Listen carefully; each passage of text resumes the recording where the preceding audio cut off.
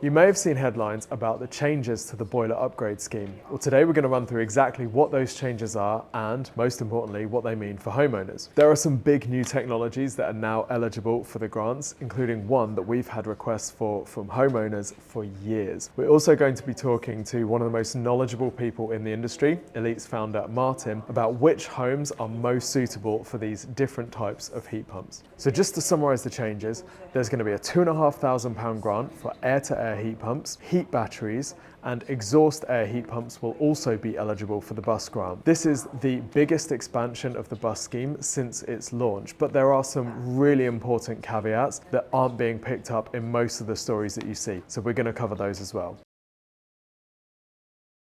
So firstly, Martyn, you've been experienced with the bus scheme since actually before it started, right? We were heavily involved with the Green Homes grant, and they took advice from some key installers of all the problems with the scheme, and it's worked really, really well. I'm very impressed, yeah. So, as we said, there are some significant updates. The first one that we're going to go and have a look through is air-to-air heat pumps are now going to be eligible, or soon going to be eligible, for a £2,500 grant. They must provide space heating with the cooling as a bonus, and they must be MCS certified. I've seen a lot of headlines about air conditioning is now eligible for a grant.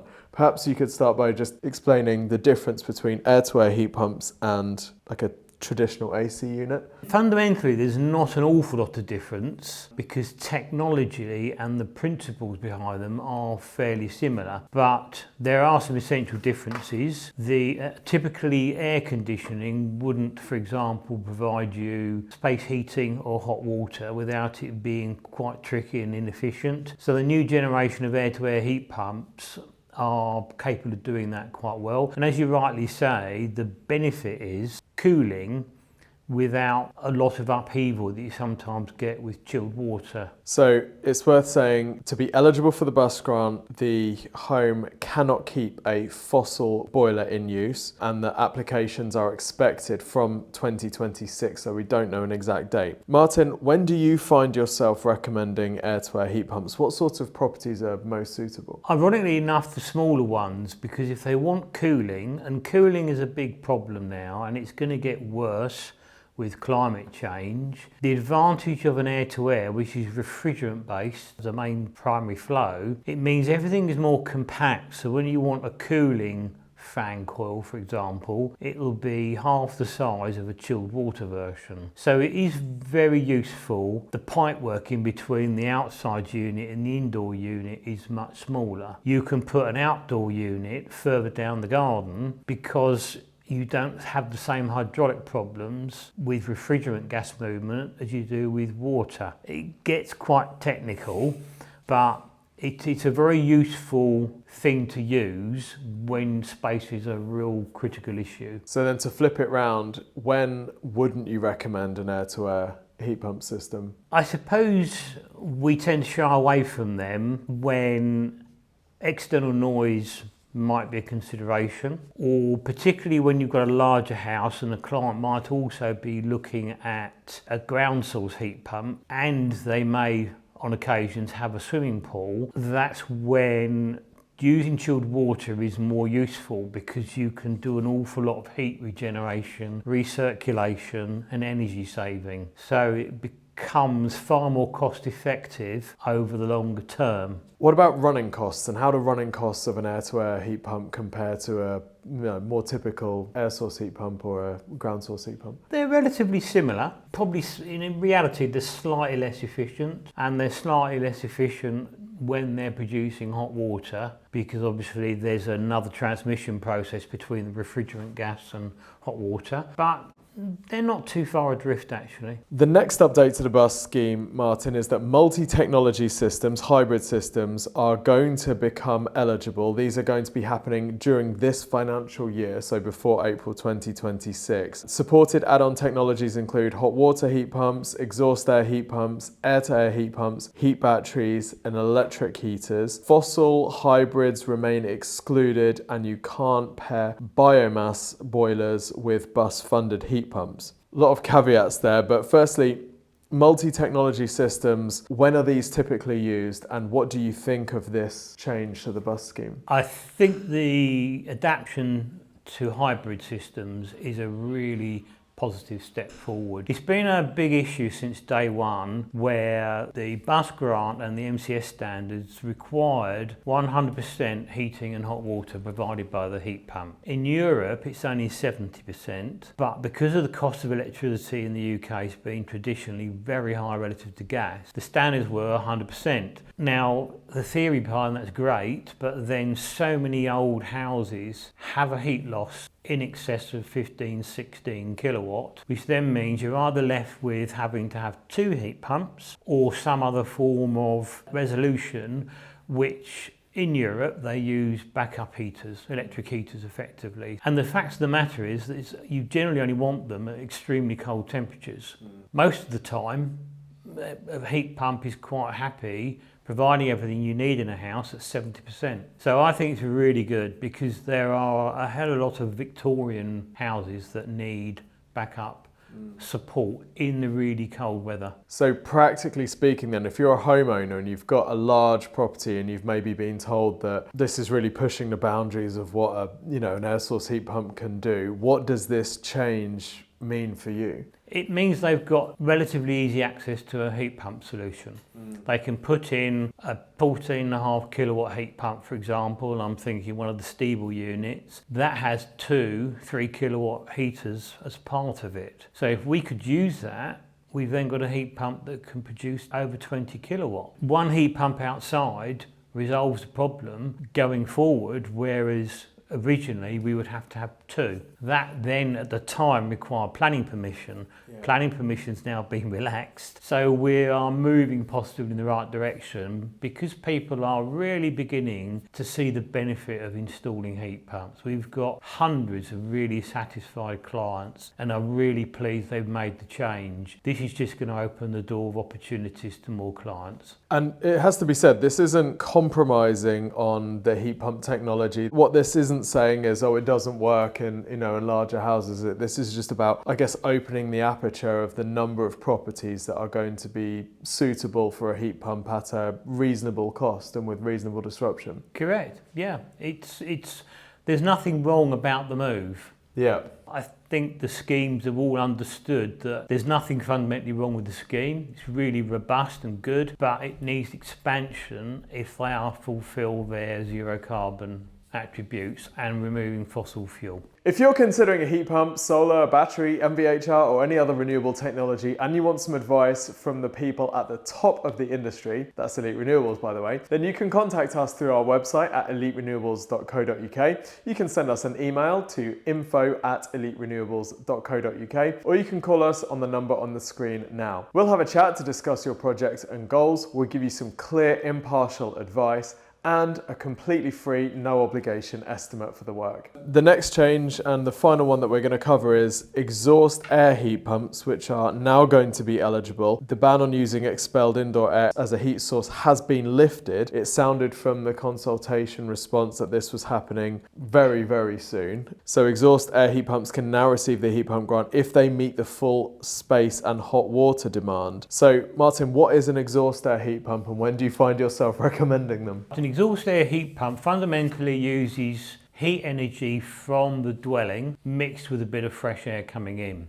They're brilliant bits of kit, but like everything, specific use only. Ironically enough, Nyber, when they released these in the 60s, it was their very first heat pump they ever produced, and it made the company. We tend to use them in flats primarily, where you couldn't get gas into the property and clients didn't want the running costs of electric heaters. So you'd use an exhaust air heat pump or a dwelling that was extremely energy efficient. So the older models tended to be quite low powered. The latest generation that's come out, we've got 4 kilowatt and a 7 kilowatt. So the horizons are broadened, but the advantage is you don't have anything outside. You just literally would have 2 grills in the outside of your house. One air in, one air out, and the unit just sits there, and they're very compact and provides everything you need for heating hot water. I mean, it sounds perfect. So what are the limitations? Well, the limitations are size. I mean, until they brought out the latest generation with new technology and better gases, they were limited to about 2 kilowatt. So if you had, they used to say 75 square metre flat was the absolute maximum, with no more than 2 bedrooms. So it was quite a specific use, unless you were talking to a passive house where you got really low energy demand. So that was the thing that was holding it back, plus the fact you couldn't access the bus grant with it because it wasn't using energy from the outside. So it wasn't classed as truly renewable. Right. I sort of understand the logic. Again, because they're trying to take the brakes off, they're now accepting that it's good technology, it's very energy efficient, you know, it's almost as good as a standard air source heat pump. But the limitations are because you've got to get all the air down a pipe, no more than sort of 200 million diameter, whereas a heat pump would sit outside and be shifting 15 cubic meters a second. There's a limit as to how much air you can get down a pipe, and that's the one thing that restricts or limits its options. But good bits of kit for the right setting. It'd be interesting to see where that technology goes as well, if it starts to expand as a result of greater demand and more manufacturers get involved.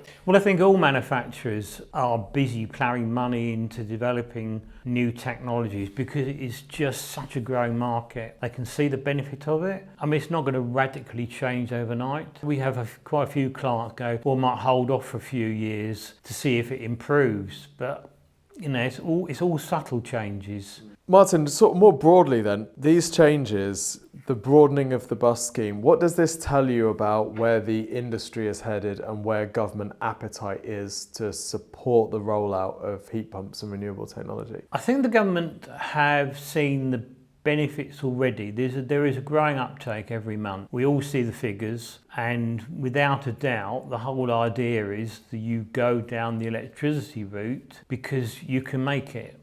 You can't make gas. They're so enthusiastic about the way the scheme is going, but also frustrated because it's been a bit held back, and that's for a number of reasons. Not just financial, the lack of installers, training, all that type of thing. You know, I think someone's decided, quite rightly, to give it a boost in the right direction, to encourage the rollout, to continue the momentum. So I'm really very positive about it, and it's good news for clients. Yeah.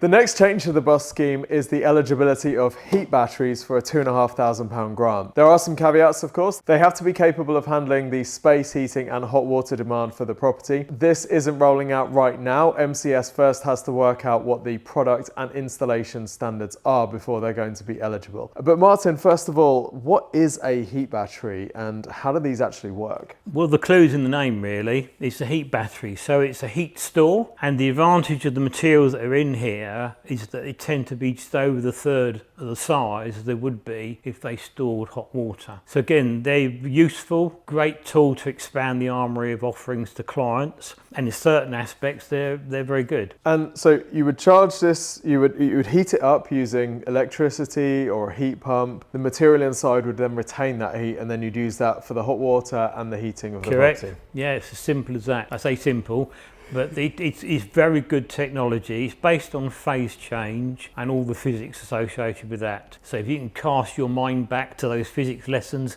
a few years back, you can research all about phase change, but it's a very good material for this type of product. So what situations, what types of properties would we be installing and recommending heat batteries in? Probably ones that are very tight on space. So you could sit this little boy beneath the stairs and it would do your heating and hot water. So it's very compact. So it's useful in that respect, and you can amalgamate it with your PV so that you can generate electricity during the day, produce your heating and hot water, charge it overnight on cheap electricity. It's a very flexible product, but again, it's not a cure-all for everything. Okay, so on that note then, when wouldn't you recommend a heat battery? When the demands are too high, then it becomes quite inefficient, because then you'd have to end up using electricity at full peak rate. Or we do have them with an air source heat pump outside, and then we use them because the fact we need a cylinder